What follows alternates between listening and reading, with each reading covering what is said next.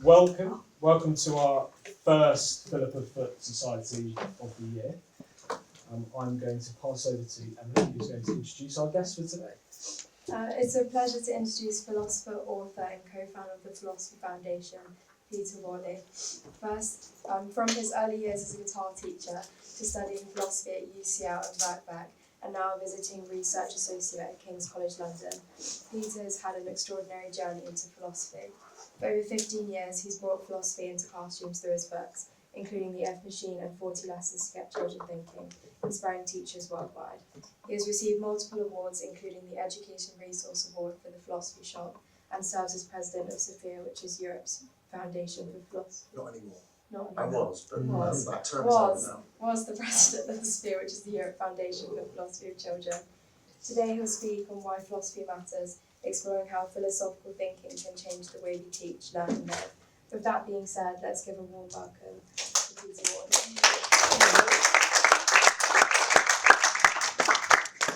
Okay, very nice to meet you or to see you again. It's actually some of you I've met already. I'm afraid I won't be able to remember all the names. Well, I remember a few. I didn't remember Jess, you just told me your name. So there's Jean over there and Joe, is it? Yeah, a few others, and Emily, of course. Oh, but I probably won't remember them all. So, B, yeah, a couple of George. Okay, so nice to see you again. But one thing, those of you who have met me today, hands up if you have met me already and had a session with me.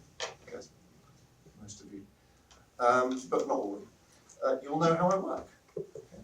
I work by drawing ideas from you in the Socratic tradition, as I said to many of you today. Socrates described himself as a midwife. His mother was his wife. I don't know if his mother was his wife, but anyway, he said that, like his mother was his wife, he was a midwife, but instead of giving birth to, helping people give birth to children, he's helping them give birth to their ideas. So the point of this myotic approach to doing philosophy, which means midwifery approach, is that you are drawing the ideas out of the people you're discussing with, rather than telling them stuff. So Socrates, when he described his method, he said, people look at me and think I'm not doing anything, because I'm just asking questions, and it's the other people that I'm talking to, the young people in most cases, that are doing the thinking. Okay. So you'll have seen me working in this way today with you, asking questions, getting things from you, and then sharing those strategies and those ideas on the board and giving them a bit more structure, perhaps, or maybe giving them a name or something like that. So that's how I work. So I'm not really a lecturer. Lecturing is not my comfort zone, where I just stand there and tell you stuff. However, it would be rude of me to come to a talk I've been invited to talk at and not do some kind of sharing of my own opinions and stuff like that. So I will do a little bit of that. But I do want to have a little pause for thought, because I've been asked to say something on, well, as Emily just very clearly said, I'm here to tell you why philosophy matters, apparently. Okay.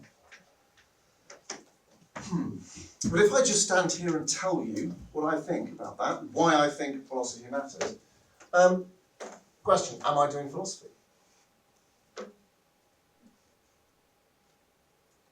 Joe says no. Why? And I will continue to do this. I'm very interested in what you think, so I'm going to be asking you questions as we go. So, Joe, do you want to tell us why you think no? It's about thought and counter arguments with thought. Like just telling us about why philosophy matters is just like it's just a lecture. It's just like it's not exactly talking about the thinking process. Right. So does that mean that a lecture? Does that mean it's not possible to do philosophy just through a lecture? Possibly. It's a good question, right? And you said it's not a process. Is that right? Can you say a bit more about that? Like a thought process, like to have a thinking process and have it be philosophical, you need like debate, maybe, as a possibility. And a lecture is not really debate. Yeah. I mean, I might not say necessarily debate, although maybe debate, but certainly discussion, which may include debate, because debate is a very particular discussion. So that's one point. Any other thoughts on that, by the way? What would you say is, if I just stand here and share my opinions, and I tell you about what I think? What about if I tell you about what philosophers think? If I tell you a bunch of, this is what Plato thinks, why Plato thinks philosophy matters, or why Nietzsche thinks philosophy matters, would that be philosophy? Turn to the person next to you and just say what you think. So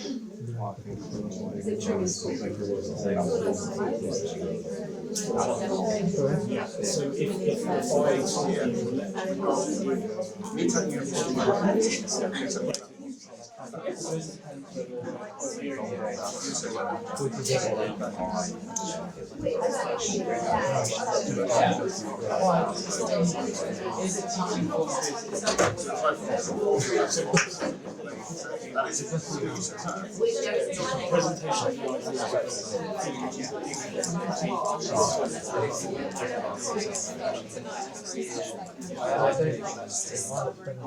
So if I just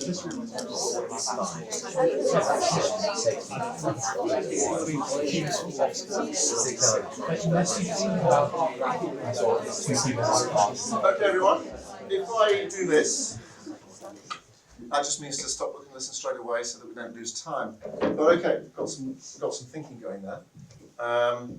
So what do you think? There's two suggestions there. I could just, if I'm going to do a philosophy thing, I could just tell you what I think. Joe doesn't think that's philosophy. What about if I tell you what philosophers think? Would that be philosophy? And I was speaking to B and Alice from earlier. I remember. Yes, thank you for the reminder. So Alice, what were you thinking on this?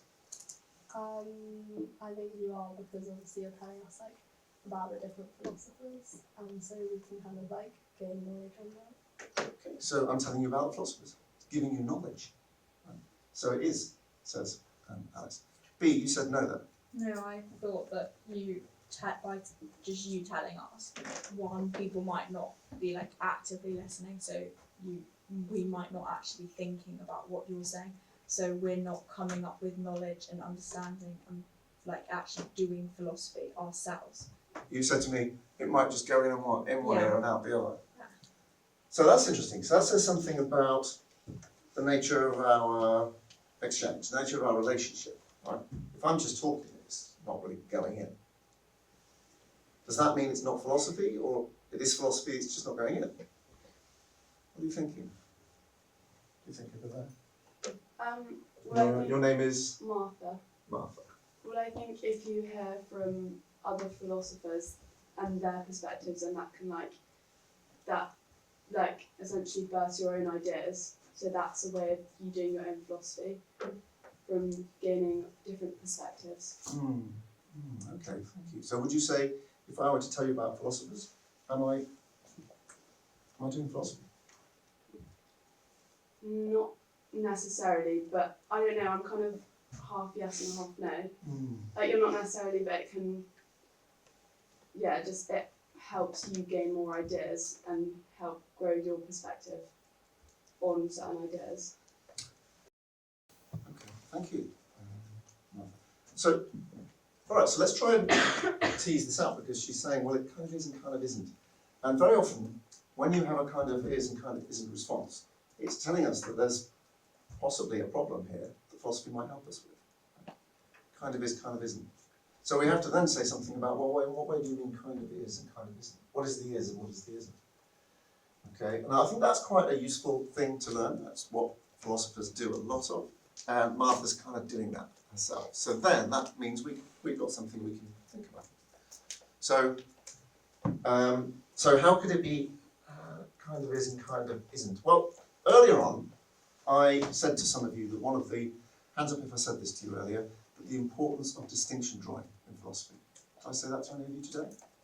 Yeah, there was one class in particular where I said the importance of distinction drawing. And do you know what distinction drawing is? Everybody know that? No, not sure? Well, I can show you. So, distinction drawing is where you take one idea or concept and you turn it into more than one, maybe even Okay, I'm using algebra, but all I really mean is any concept, such as love. X could stand for love. If I say, and this was the example I think I gave earlier, okay, if I say, what is love? We might think it's one thing because it's one word. But actually we realise that even though there's one word for it, there's lots of different concepts. Or the concept can be split into different concepts. So for instance, can anyone mention different kinds of love? Just quickly. Just shout it down. Yeah, go. Maternal love. Maternal love, yeah. Platonic. Platonic love. It's got for your friends. Yeah. Oh, that's Love for your friends. Yeah. Like romantic. Romantic love, these are all different kinds. You might even love your pet. You might even love your favourite shoes. These are all different kinds of love, right? So what we're doing is when we start to say that, we start to split the concept into different ones. You can do the same thing with freedom. There are different kinds of freedom. I think in the sessions today, we did a lot of this today in the sessions. So Zoe, in your session, we were doing different kinds of... We were doing like different kind of right. Different kinds of right, yes. So you remember I was saying, put on the shoes that always make you do the right thing? Well, in that group, what they did was they split up the notion of right into different types. I think we did it in another group as well, at least one other group. So you can have morally right, you can have legally right, prudentially right. Do you remember that from earlier? So that's exactly this. You are drawing distinctions, taking a concept and drawing it. A very, very useful tool, and probably, I would say, the tool probably most used by philosophers. Might be wrong, but I'm going to put it out there. It's certainly one of the most commonly used ones. Okay. So this is a good one. And if we go back to where we were, well, we can do this, right? So, Martha, you were saying kind of is, kind of isn't. Yeah. So in what way is it a kind of is and kind of isn't? Well, from philosophy, from learning about philosophers, that helps you develop your own ideas, so therefore you essentially are kind of doing philosophy. Cool. You got to go. Yeah, sorry. All right. Thank Bye. Bye. So in that way you are doing philosophy, but you're not then coming up with your own concepts. Right. So let's try and draw a distinction here about what philosophy is. I'll offer one and see what you think. See if it works. So what we could do is we could distinguish philosophy into different parts. So philosophy might have well, Joe's talked about this already. It might have a process part. But it might also have a historical part. Okay, so let's put it there. Philosophy has two parts at least, maybe more. One is the process of thinking something through, which I think Joe was getting at. Is that right? Tell me if I'm wrong. And this idea of what we're getting from Martha perhaps is the importance of the historical stuff, what the philosophers in the past have said. Now I like to distinguish this between doing this, between process, philosophy as process, and philosophy as, we could say, content, and, oops, make sure that's off.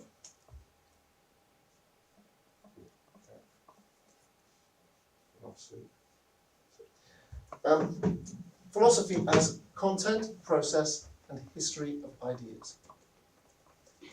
Okay, so if we're learning about what Plato said, Aristotle said, when they said it, what they said, we're going through that stuff, then I would say that's probably history of ideas.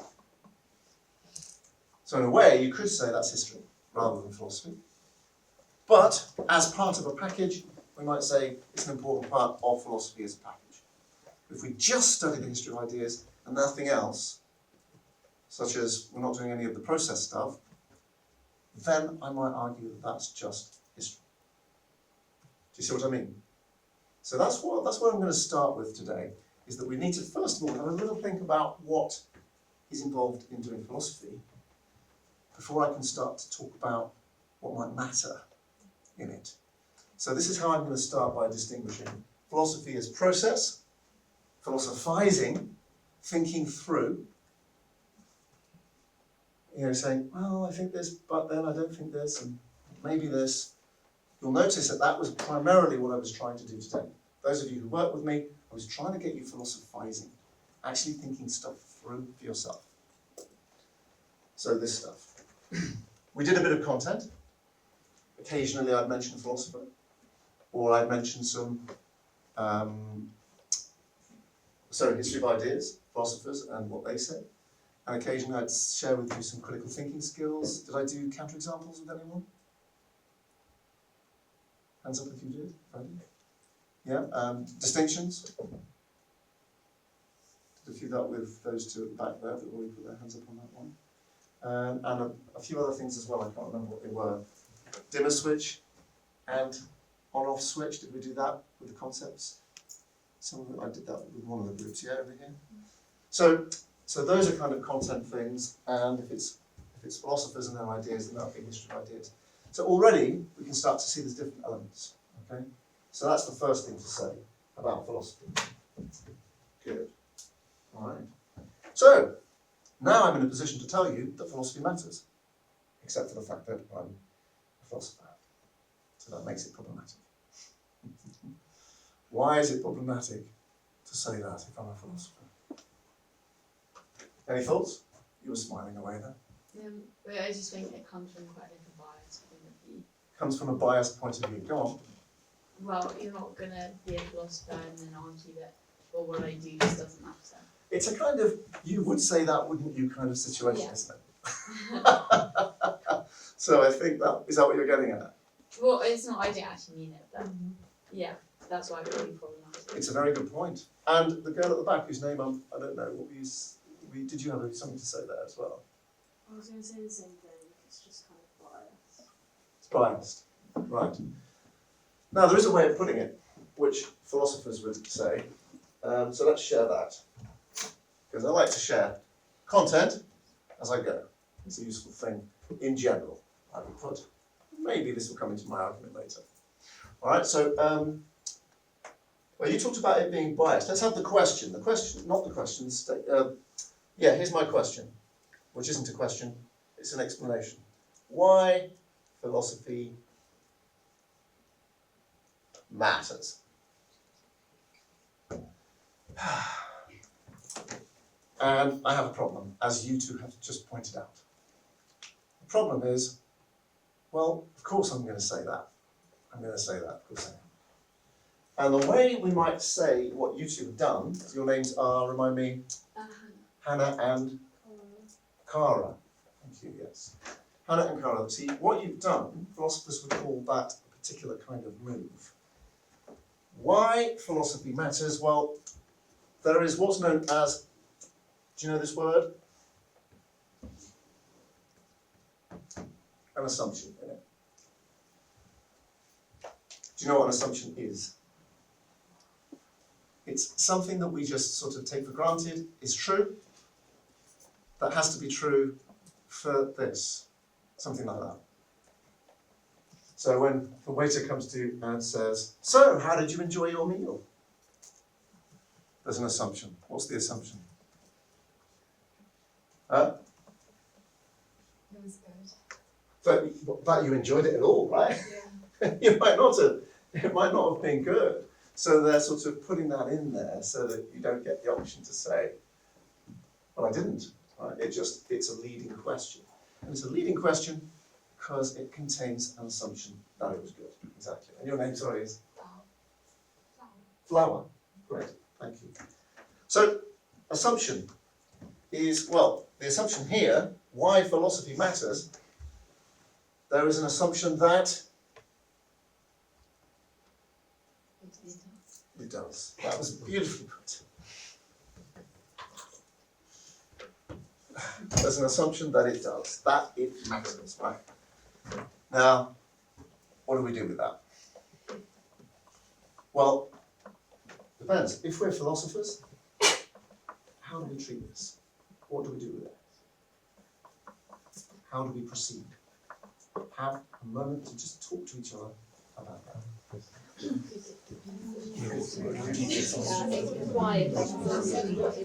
Yeah, you two, what do you think? George,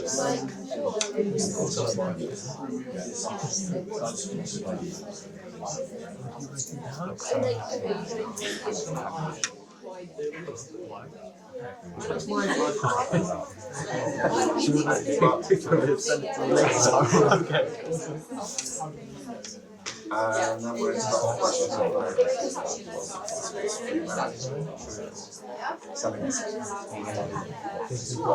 What? There you go. What are you going to say? Yeah.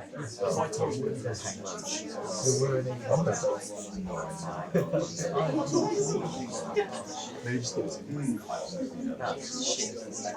And the sandwiches. Why do you have it? So sometimes it's Oh, do you have She doesn't want to do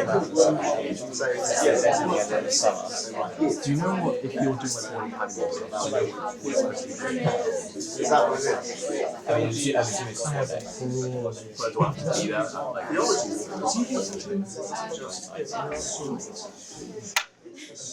You do all of the lessons. all It's that. just great. Okay, let's go. Right, everyone. Great, so fascinating discussion here with George and Elliot. So I don't know if you want to share with everyone what we were just discussing, some interesting things. How do we proceed was the question. What do we do with this? Do you want to say something, you two? You can remove the assumption and change the question to does philosophy matter? We can remove the assumption and change the question to does philosophy matter? Okay, that would be a way of removing the assumption. Does philosophy matter? It's no longer assumed that it does. Okay, that's one way. Does philosophy matter? And by the way, the phi symbol is just short for philosophy. It's the first letter of philosophy in ancient Greek. So it's often used as a shorthand because it's such a nine matter, right? Okay, great. And Elliot, do you want to say a little bit more about what we said about assumptions? You brought in the notion, George, of theology. So maybe you can start actually with what you said. It's the same principle as the difference between philosophy of religion and theology, where theology assumes the existence of God before and then works on that premise, whereas philosophy of religion doesn't assume the existence of God, but tries to answer, or amongst other things, does it. Thank you, George. Did everyone hear that? Difference between theology and philosophy of religion is that theology assumes the existence of God, works from that. Philosophy of religion doesn't. So that would be the difference. Although, interestingly, I was just saying, reflecting with George and Elliot, that there seems to be, this is just a thought I'm having in the moment, so I'm sharing with you my philosophical process. But there might be a difference between, another distinction, between an assumption and an assertion. So in mathematics, who does any higher maths? Anyone do any maths, A-level stuff, hard stuff that isn't just arithmetic? Okay.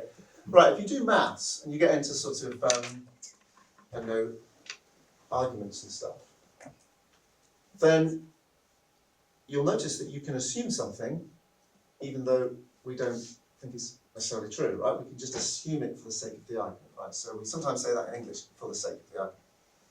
However, of course, you might also say that you assume something not just for the sake of the argument, but because you're asserting that this is just something we take for granted as true. So in other words, is there a difference between an assumption, a working assumption, and an assertion?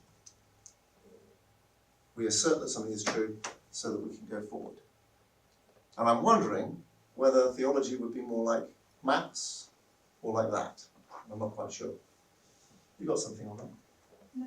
No? Anything to say? Not particularly. What do you think about this approach? Um, Does philosophy matter? We can change the question to that. I think it does. I think it does change the notion of the question, because it removes, like you said, it removes the assumption that it does. Does it make my life easier or harder? Not particularly. I think you still have to answer the question. I still have to answer the question. So my yeah. So so this is where we get to another point about philosophy. Somebody said to me the other day, I don't do easy. Because I said we could have done that the easier way. I mean, I don't do easy. What about philosophy? Should philosophy do easy? Should philosophy be making its life easier? Not. Okay, let's just assume that philosophy matters. And now let's try and make an argument for why it matters. Will that work? Can we do that successfully or not? What are you thinking? No, because Why, there's always Jess? a counter.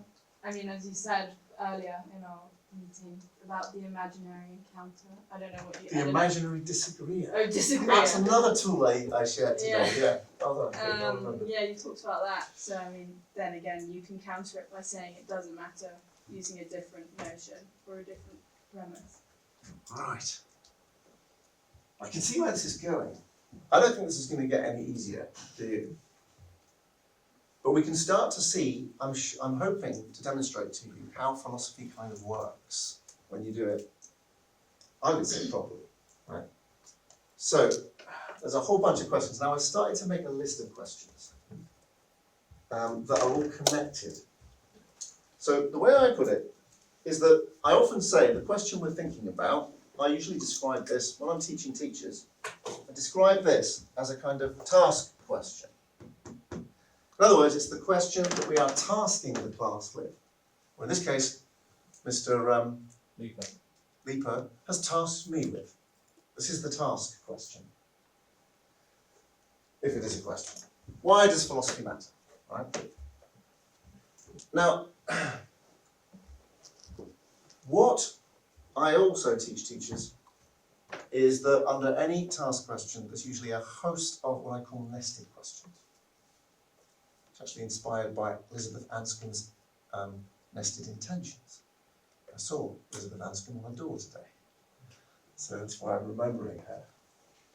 Okay, so for an intention, if I intend to make the tea, a cup of tea, that's my explicit intention, but there's a whole bunch of nested intentions, such as getting up. Right? Getting up is an intention of mine, but not one I'm thinking about. In fact, actually, who was I with today when we discussed whether motivation has to be intentional? I thought it was with you guys, yeah. We discussed whether motivation had to be intentional. Okay? And now we're getting to an intention that I have, but I'm not even aware of it. That's interesting. So if I want to make a cup of tea, I want to make a tea, that's my intention. It's not my intention to open the fridge door. I'm not thinking about that. It's not my intention to get up. So it's an interesting one. We've got an interesting example from the earlier discussion. Yeah. Anyway, nested questions are a bit like that. You have a question, and then nested questions are all the questions which kind of are inside it. Now I've already got one. Okay, why philosophy matters? Well, one very important one is, well, does philosophy matter? That's a good nested question that lies in somehow, some way behind or in this. So I've made a list of nested questions that I think we need to think about if we're going to proceed with this question. But before I do, I was wondering if you could have a go. Could you make a list of nested questions for this? Why philosophy matters? Can you think of any questions that are somehow nested inside it? Such as this one. Can you think of any more? But try and keep them related. Try and keep them related to the task question.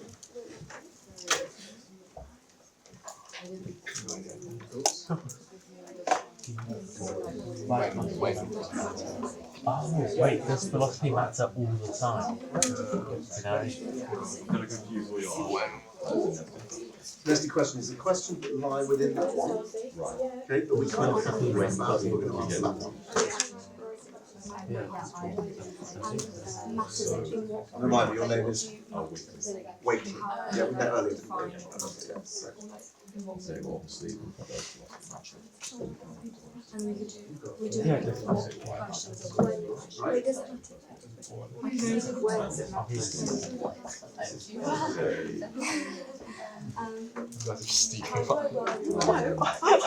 matter? Okay.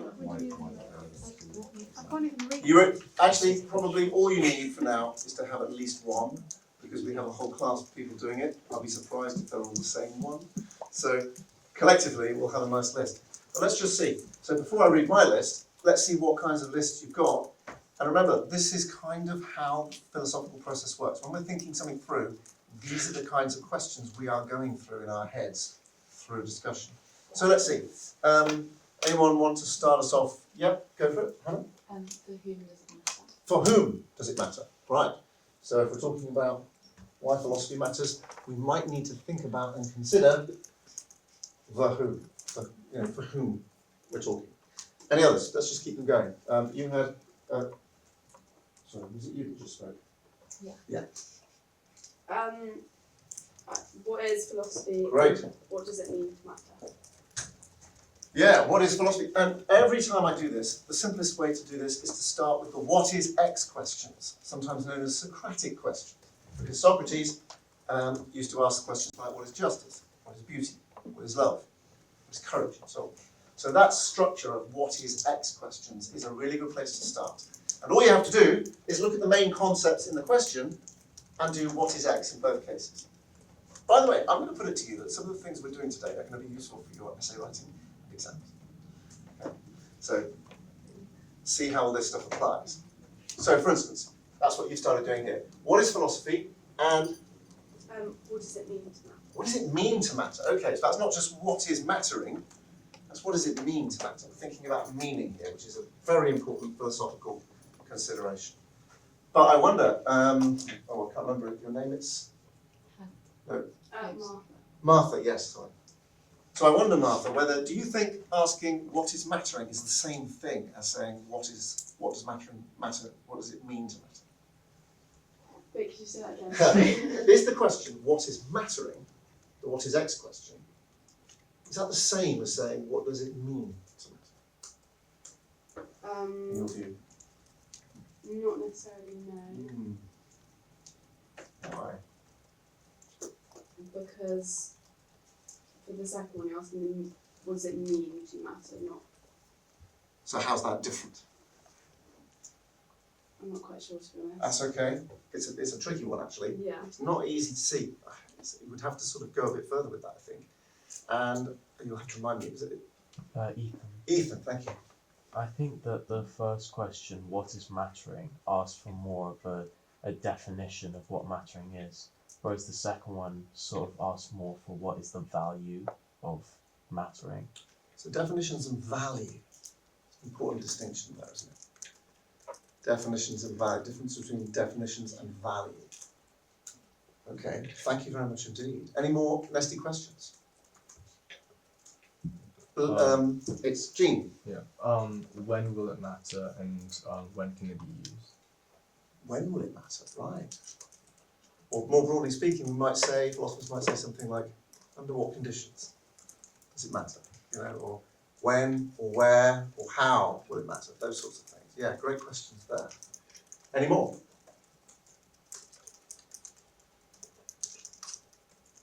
George. What gives something value or matter? What gives something value? Right. Which of course has an assumption. What's the assumption? Yeah. That, Oh, sorry, it does no, not quite. The assumption there is straightforwardly, if he says what gives something matter, the assumption is that matter. No, there isn't. that something is given. Mattering is given. Simple as that. That it comes from something else and is given to. Right? So again, that assumption gives us another question. Notice how each time we spot an assumption, we have another nested question, which helps us to get to the nub of the problem and the complexities of it. Great. Any others? I think we can probably stop that. Shall we compare to see if you've got the right answers? Now, what I'm going to do here is read you the list I started to make. And rather than sort of ticking them off and saying, yeah, I got that one, yeah, I got that one, think of it more as a kind of spirit, right? So a vibe, if you will. So if you're getting the same sorts of responses as me, then that's great. So for instance, I've got, why does philosophy matter? Assumption that it does. If it were to matter, how or why would it matter? I think we had that one, didn't we? How could it matter? So let's start from the assumption that it doesn't matter. Maybe we can start there. We can ask questions like, what is mattering? How does it apply to philosophy? Or, for that matter, to anything?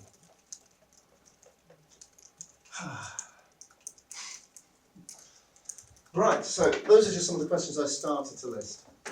And I think it's safe to say that they're quite similar to the nested questions that you were coming up with. So we're definitely in the same spirit of approach, which is great, which means we're... and I think this is another important part of philosophy, is that philosophy, I think, needs to be understood as a collaborative effort. Something people do together.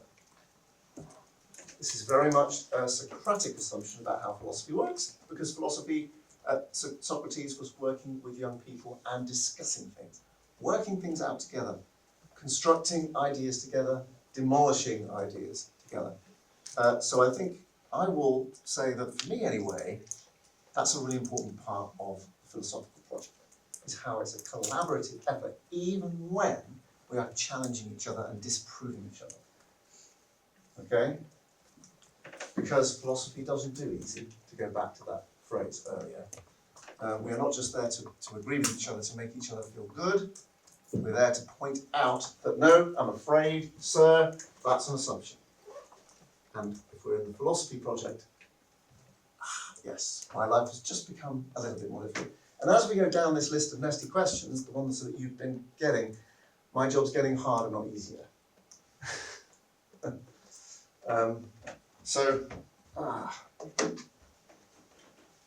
Okay, I'm going to hand over to you a little bit. Do you think, therefore, are we in any way demonstrating why philosophy might matter? Is there anybody who's starting to see why it might matter? Or is there anybody here who's thinking, my God, I can see now why philosophy is a complete waste of time and effort, and I never want to do it again? So what do you think? Does philosophy matter? Are you starting to get any ideas of your own about that? Either one way or the other? Have a moment to talk to each other, and I'll find out. Okay,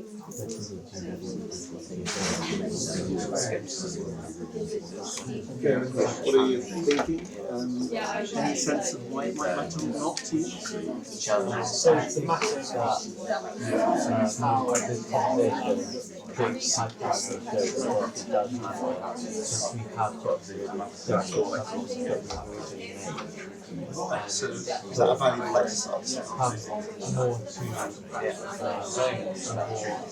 reasonable arguments based on things that Understand, yes. I'm going to come to that.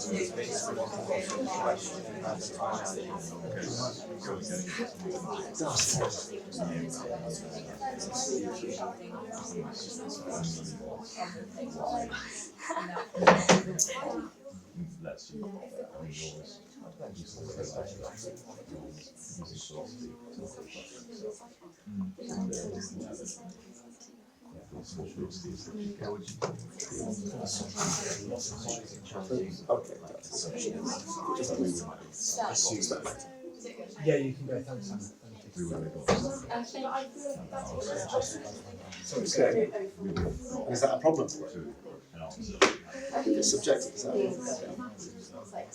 So if you were told by going down, Thank you so much. Oh, you've got to go. Yeah, sorry. Thanks for your contributions. so if you were told, Okay, everyone.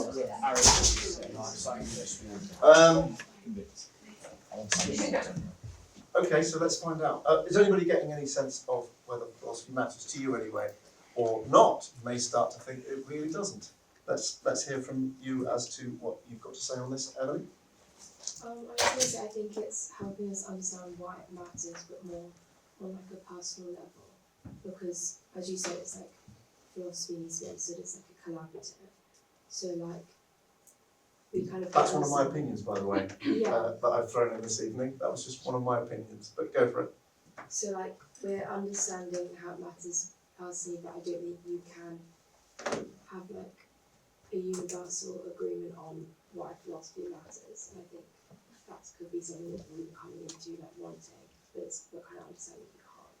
That makes sense. Thank you. Does that mean, Darcy, you were saying something similar? This worry that it might be subjective? Yeah. And is that a problem? No. If it's subjective, does that mean it doesn't matter? No? Okay. Darcy, do you want to add anything to that?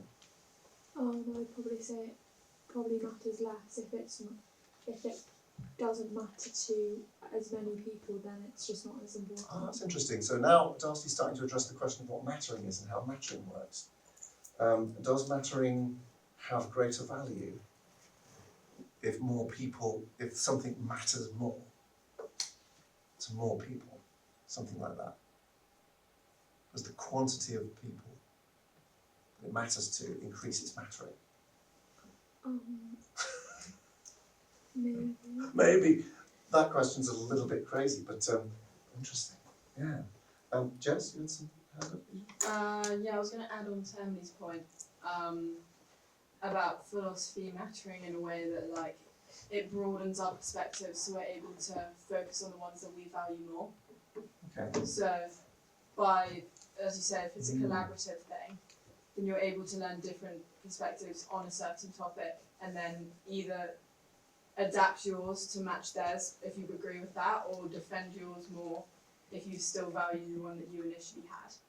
Interesting. Does that make Thank you. sense? Yeah, I think it does. I need to spend some more time on it, but it does. Ethan,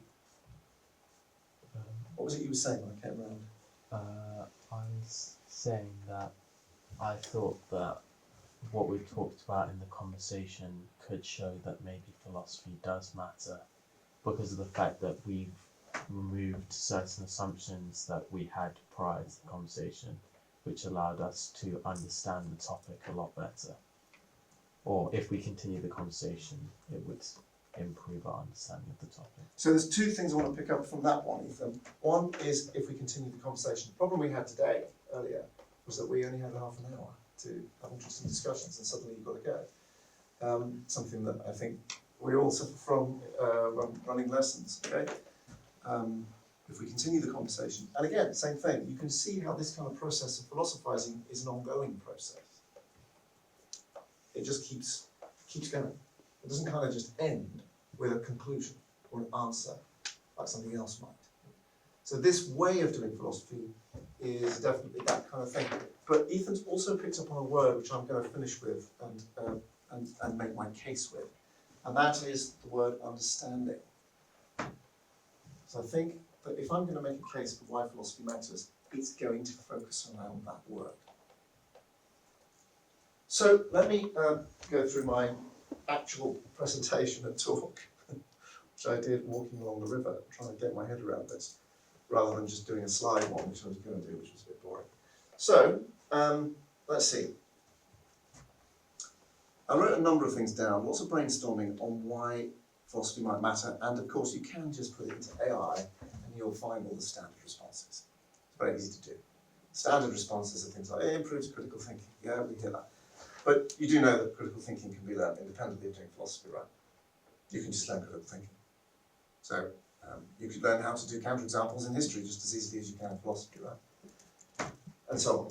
So yes, critical thinking is closely associated with philosophy, but it's not necessarily connected. So there's lots of things on there we could go through and we could talk about them and about the merits of those. But I tried to find the thing which I think is kind of what's special about philosophy that we don't just get from other subjects. What is it that philosophy has to offer? It's tricky, so let me say something about this. And where's this bit? Here we are.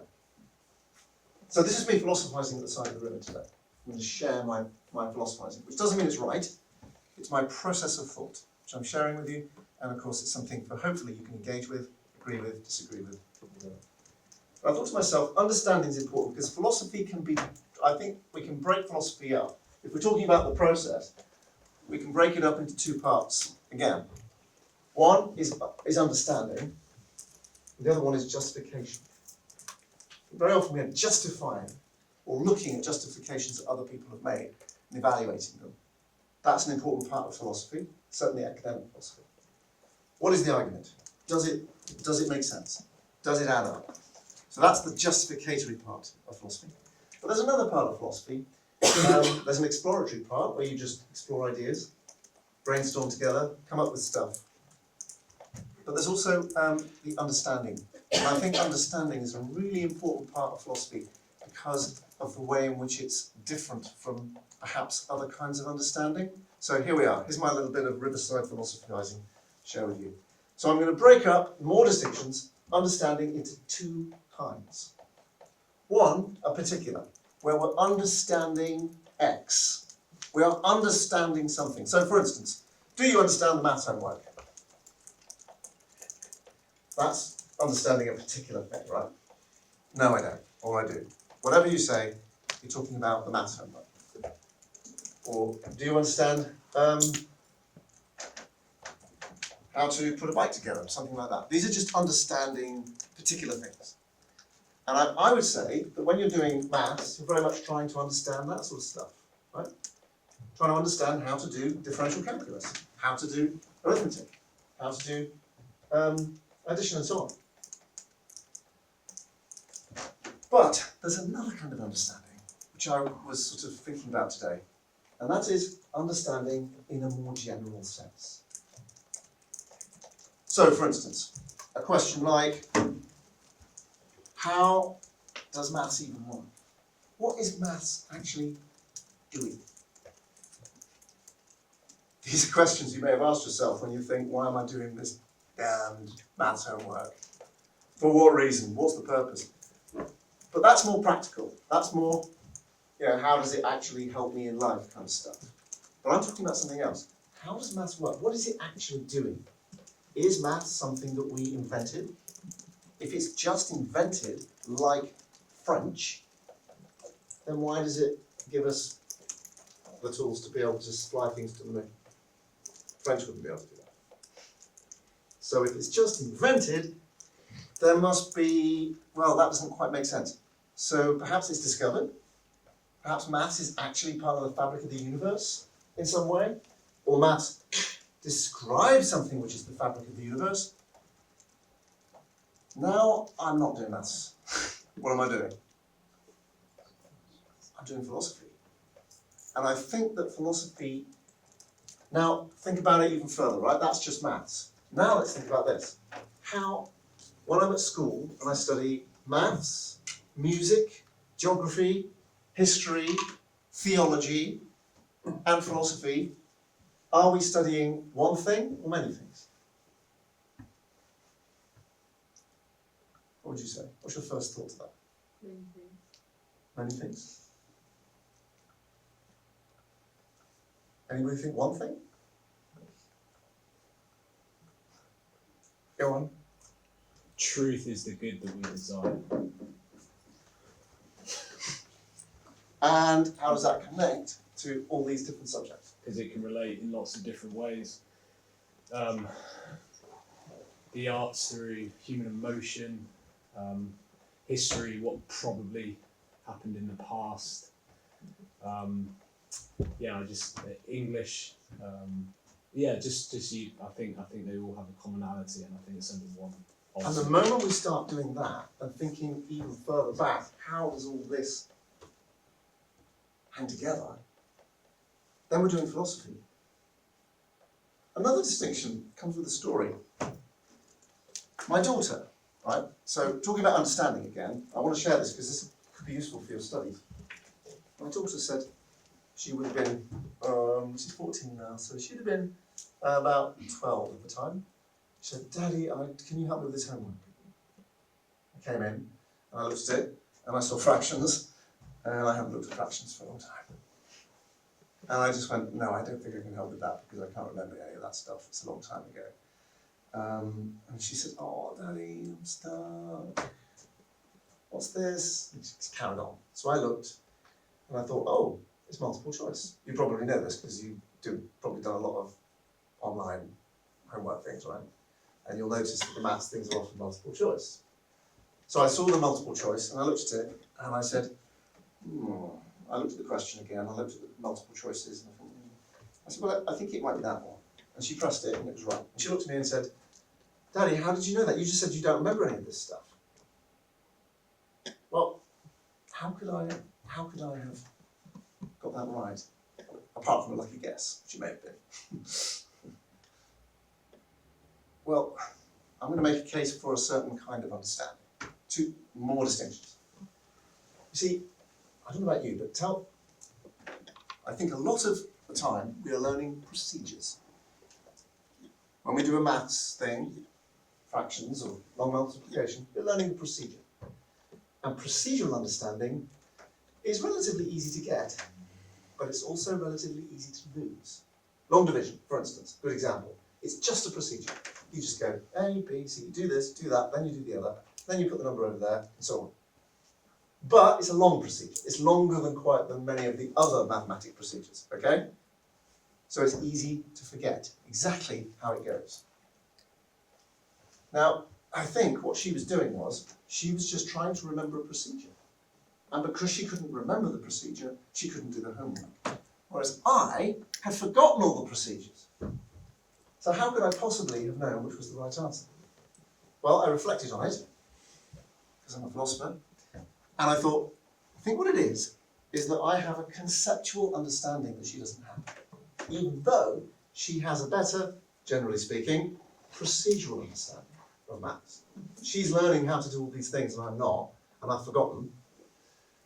She's doing it, but she didn't have the conceptual understanding. Now, you might be wondering, what's that? Well, I'll tell you. Conceptual understanding is this. I know what fractions are doing. They're basically just relations of parts to wholes. That's all a fraction is. Think of a cake. You have a whole cake and you break it up. And then in lots and lots of different ways, you're talking about how parts relate to wholes, as in W, H, whatever it is.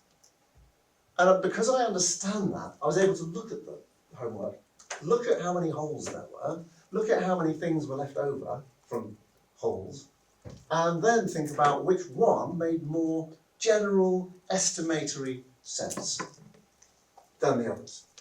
So I was able to get the right answer through having some sort of, if you like, conceptual general understanding rather than a specific procedural understanding. Does that make sense to anyone? Have you ever had that happen to you? Hands up if you learn procedure. You learn the procedure. I mean, we all do that. Have you ever got to that point where you understand the procedure but not the concepts behind it, not how it's really working? You don't really know what it's actually getting at. I can see a few nods. I've had that many times. And as a philosopher, I've learned to ask myself, right, how do I get that conceptual understanding? What is it that needs to click into place for me to know what's going on here? And I'm going to put it to you that this is the bit where philosophy really comes to the fore. Perhaps better than anything else. It helps us to get into that mindset of trying to understand things in a more general sense, rather than just, how do I do this? How does it hang together? And I'll finish with this. Wilfrid Sellars, philosopher Wilfrid Sellars, I think gives the best definition of philosophy, which I also think points at why it matters. And that is, he said, well, I don't need to read it because it's so simple. He said it's thinking about how things hang together. That's his answer. But slightly expanded, he says, it's thinking about how things, in the broadest possible sense, hang together in the broadest possible sense. And it's that in the broadest possible sense that I think I'm getting at with all this stuff about understanding X and understanding more generally. So there you are. That's my case. for why philosophy matters. Thank you.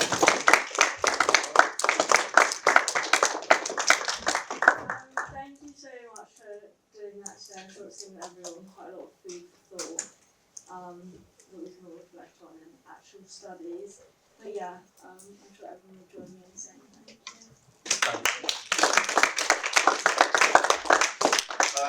We've had quite a lot of time of you talking as we went, so I didn't do a usual just lecture and then questions at the end.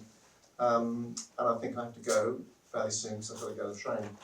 But hopefully, the idea is I don't just want to talk about it, I want to sort of get you doing it, get you feeling it, but not just get you feeling the good bits. Also, remember, philosophy doesn't do easy, so we get to feel the frustrations, the annoyances. I'm not a salesman, it's true, because maybe the philosopher is more interested in the truth, as you said earlier. Maybe. Okay. But anyway, I'll have to shoot off. But thank you everyone for coming, and maybe I'll see you around in the future for more sessions.